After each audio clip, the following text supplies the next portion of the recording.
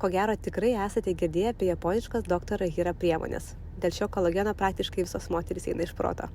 Bet Dr. Hira turi kur kas daugiau. Jie turi nuostabius probiotikus skirtus žmonėms, pas ką sutriko virškinimas, atsirado pilvo pūtimo problemų, atsiradęs sutrikimas arba netgi puvimo procesai žarnyne.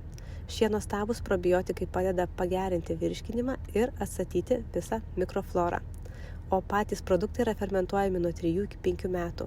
Pavyzdžiui, šie žali probiotikai skirti kasdieniam naudojimui, o raudoni probiotikai yra skirti jau po antibiotikų kurso, kai žarnynas yra tikrai nusilpęs.